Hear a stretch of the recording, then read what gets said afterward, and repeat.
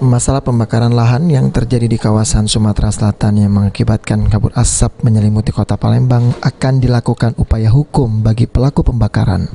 Pihak kepolisian sudah melakukan pengamanan dari pelaku pembakaran lahan dan hutan ini. Wakil Kepala Kejaksaan Tinggi Sumatera Selatan Hari Setiono menjelaskan, pihak kepolisian telah menangkap 31 tersangka dalam perkara pembakaran hutan. Dan ada beberapa berkas sudah naik P21 di beberapa kejaksaan negeri Kejari di Sumatera Selatan.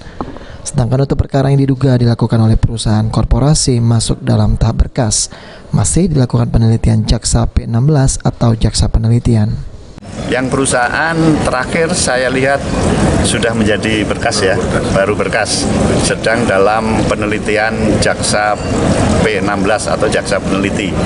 Mudah-mudahan koordinasi yang baik, kalaupun ada kekurangan kelengkapan baik formil maupun material bisa segera dikomunikasikan.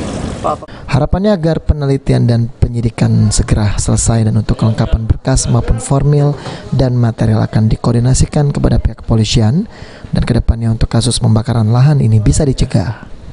Mardiansyah, PAL TV. Siap. Oke Pak.